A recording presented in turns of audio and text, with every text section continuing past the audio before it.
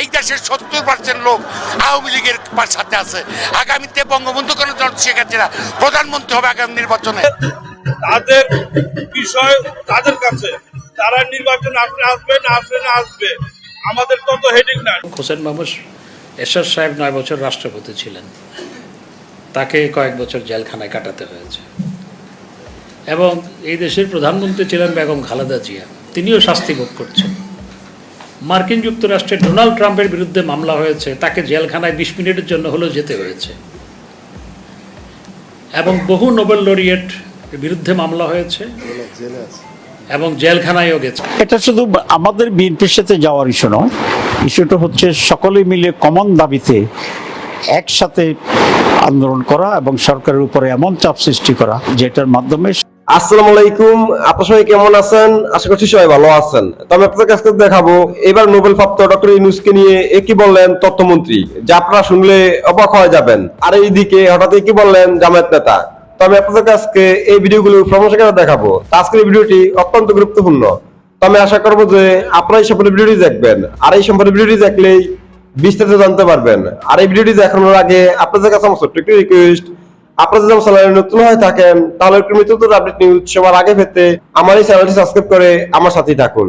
আর এখন চলুন কথা না বাড়িয়ে আমরা প্রথমে দেখে আসি নোবেল প্রাপ্ত ডক্টর ইউনূসকে নিয়ে তথ্যমন্ত্রী কি বলেছেন সেই ভিডিওটি।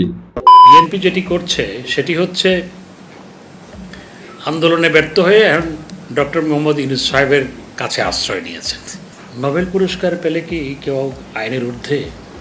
আমাকে একজন সাংবাদিক কানে কানে বলে গেল যে মির্জা ফখরুল ইসলাম আলমগীর সাহেব নাকি বলেছে যে তাদের আন্দোলন ভিন্ন খাতে নেওয়ার জন্য ডক্টর মোহাম্মদ ইউনূস সাহেবের প্রসঙ্গ এখানে আনা হয়েছে। আমি ডক্টর মোহাম্মদ ইউনূস সাহেবের প্রতি গভীর শ্রদ্ধা রাখি, সম্মান জানাই, তার প্রতি যথাযথ সম্মান এবং শ্রদ্ধা রেখেই বলতে চাই, কারণ তিনি দেশের একজন জ্যেষ্ঠ নাগরিক, তিনি নোবেল পুরস্কার পেয়েছিলেন, এই জন্য তার প্রতি যথাযথ সম্মান রেখেই বলতে চাই। নোবেল পুরস্কার পেলে কি কেউ আইনের ঊর্ধ্বে? দেশের রাষ্ট্রপতি হলে কি কেউ আইনের ঊর্ধ্বে? এই বাংলাদেশে রাষ্ট্রপতি যেভাবে হোক, হোসেন মোহাম্মদ এরশাদ সাহেব 9 বছর রাষ্ট্রপতি ছিলেন, তাকে কয়েক বছর জেলখানায় কাটাতে হয়েছে। এবং এই দেশের প্রধানমন্ত্রী ছিলেন বেগম খালেদা জিয়া, তিনিও শাস্তি ভোগ করছেন। মার্কিন যুক্তরাষ্ট্রের ডোনাল্ড ট্রাম্পের বিরুদ্ধে মামলা হয়েছে, তাকে জেলখানায় 20 মিনিটের জন্য হলেও যেতে হয়েছে। এবং বহু নোবেল লরিয়েট বিরুদ্ধে মামলা হয়েছে এবং জেলখানায়ও গেছে অনেকেই, বহু নোবেল লরিয়েট। তো নোবেল পুরস্কার পেলে কি তিনি শ্রমিকের পাওনা বুঝিয়ে দেওয়া তার জন্য মওকুফ? যেটি ডক্টর মোহাম্মদ ইউনূস সাহেব, তার প্রতি সম্মান রেখেই বলতে চাই, শ্রমিকদের 5% লভ্যাংশ দেওয়ার কথা ছিল, যেটির মূল্যমান 1200 কোটি টাকার বেশি, সেটি তিনি জালিয়াতির মাধ্যমে কমিয়ে 400 কোটি টাকায় নামিয়েছিলেন, সেটিও তিনি পরিশোধ করেন নাই। আবার ওনার ব্যক্তিগত ফাইলে 75 কোটি টাকা, উনি আবার সেটা ট্যাক্স অব্যাহতি চেয়েছিলেন। কারণ হচ্ছে ব্যক্তিগত ফাইলে নয়, তার প্রতিষ্ঠান থেকে অন্য জায়গায় ট্রান্সফার করা হয়েছে বিভিন্ন প্রতিষ্ঠানে। আবার সেই সমস্ত প্রতিষ্ঠান আবার তার পারিবারিক প্রতিষ্ঠান, কয়েকটি প্রতিষ্ঠানে ট্রান্সফার করা হয়েছে, সেগুলো আবার পারিবারিক প্রতিষ্ঠান। এই জন্য মামলা হলো। উনি জজ কোর্টে হারলেন, হাইকোর্টে হারলেন, সুপ্রিম কোর্টে গেলেন, সুপ্রিম কোর্টের আবার রিভিউ পিটিশন দিলেন, সব জায়গায় রিজেক্টেড হয়ে তাকে 12 কোটি টাকা কর পরিশোধ করতে হয়েছে। তো কেউ নোবেল পুরস্কার পেলে কেউ তো আইনের ঊর্ধ্ব নয়। আসলে বর্তমানে বিএনপি যেটি করছে সেটি হচ্ছে আন্দোলনে ব্যর্থ হয়ে এখন ডক্টর মোহাম্মদ ইউনূস সাহেবের কাছে আশ্রয় নিয়েছেন, ইউনূস সাহেবের ইস্যুতে আশ্রয় নিয়েছেন। তো এইভাবে আশ্রয় নিয়ে যারা খুনের রাজনীতি করে, যারা মানুষ পোড়ানোর রাজনীতি করে, যারা ধ্বংসাত্মক রাজনীতি করে, যাদের জন্মটাই খুনের উপর দাঁড়িয়ে, রক্তের উপরে দাঁড়িয়ে, তাদের দ্বারা দেশ জাতির কখনো উন্নয়ন অগ্রগতি হয় না। অনেকে বলছেন জামায়াতের একটি সংস্কারপন্থী আছে, তাদের আপনি নেতৃত্ব দিচ্ছেন। জামাত ইসলামের ভিতরে সংস্কারপন্থী, সংস্কার বিরোধী এ ধরনের কোনো বিভাজন আমাদের এখানে নেই। প্রত্যেকটি দলেরই বা প্রতিটি প্রতিষ্ঠানেরই আপডেট করা, সময়োপযোগী করা, এটা সবসময় একটা কমন ডাইনামিক আন্দোলনের এটাই স্বাভাবিক দাবি। সুতরাং জামাত ইসলামী সকলেই মিলে আমরা যেখানে যেখানে পরিবর্তন দরকার, বর্তমান পরিস্থিতিকে অ্যাপ্রোচ করা দরকার, সেগুলোকে আমরা চিহ্নিত করে সে অ্যাপ্রোচ করার জন্য আমরা চেষ্টা করছি। আমরা চাই করছি, সকলে মিলে একসাথে করছি। এখানে কোনো গ্রুপ নেই, কোনো নেতৃত্ব নেই, কমন নেতৃত্ব, একই নেতৃত্ব মিলে আমরা কাজ করছি। অনেকেই বলছে, একটা গুঞ্জনও আছে যে জামায়াত অনেকটা সরকারের দিকে ভিড়ছে বা আগামী নির্বাচনে এই সরকারের অধীনেই তারা নির্বাচনও করতে চাচ্ছে। জাতীয় পার্টির চেয়ারম্যান তিনিও এই ধরনের একটি কথা বলেছিলেন। আসলে এই বিষয়টা কি? একটা কাল্পনিক বিষয়। এই সরকারের অধীনে নির্বাচনে যাওয়ার জামাতের কোনো সম্ভাবনা নেই। আমরা যখন 10 তারিখে সেপ্টেম্বরে মিটিং করি, এটাই নানা গুঞ্জন তৈরি করেছে। তাহলে মিটিংটা হলো কী করেছে? এখানে 10 বছর দেওয়া হয় না, এবং এই সবগুলো তৈরি করা এক ধরনের গুঞ্জন অথবা স্পেকুলেশন যেটা হয়। ইতিমধ্যে তো আপনি প্রশ্ন করেছেন যে তারপরে আর কোনোটাকে তারা পারমিশন দিচ্ছে না। ইভেন সাদি সাহেবের মতো জনপ্রিয় একজন আলেম, তার জানাজাটা পর্যন্ত আমাদেরকে ঢাকায় পড়তে দেয়নি। তো সেক্ষেত্রে এ সমস্ত বক্তব্য তো একেবারেই গুজব এবং অপ্রাসঙ্গিক।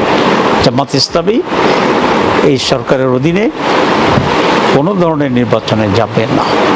বর্তমান সময়ে বিএনপির সাথে জামায়াতের সম্পর্ক, বিএনপির সাথে আমাদের সম্পর্ক সবসময় ভালো ছিল, এখনো ভালো আছে।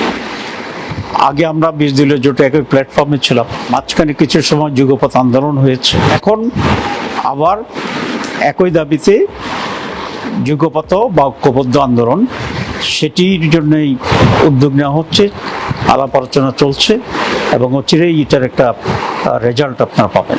এটা শুধু আমাদের বিএনপির সাথে যাওয়ার ইস্যু নয়, ইস্যুটা হচ্ছে সকলে মিলে কমন দাবিতে একসাথে আন্দোলন করা এবং সরকারের উপরে এমন চাপ সৃষ্টি করা যেটার মাধ্যমে সরকার এই সকল বিরোধী দলের যে ঐক্যবদ্ধ যে এখন দাবি যে সরকারের পদত্যাগ এবং কেয়ারটেকার সরকারের অধীনে নির্বাচন দাবি আদায়ে আমরা ইনশাআল্লাহ সফল হব। জননেত্রী শেখ হাসিনা গত নির্বাচনে যে কমিটমেন্ট দিয়েছিল, যে আশ্বাস দিয়েছিল, সেটি আজকে পূরণ হয়েছে ইনশাআল্লাহ।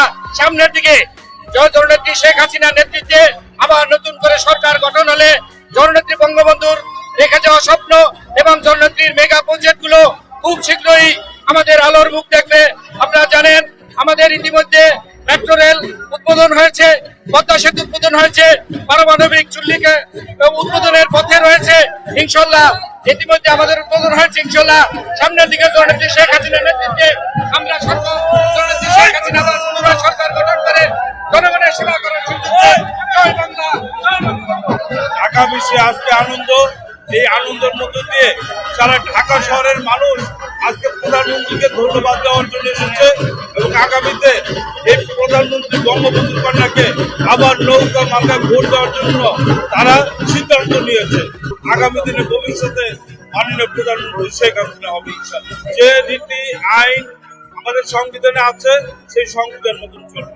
তারা ইতিপূর্বে বর্জন করেছে, তাদের বিষয় তাদের কাছে, তারা নির্বাচন আসবে না আসবে, আমাদের তত হেডিং না। এই দেশের 70% লোক আওয়ামী লীগের সাথে আছে। আগামীতে বঙ্গবন্ধু শেখ হাসিনা প্রধানমন্ত্রী হবে আগামী নির্বাচনে, এইটাই জনগণ 16 কোটি মানুষ আশা করে। আমরা 70% ভোট পাবো। হ্যাঁ, ভোট পাবো আমরা।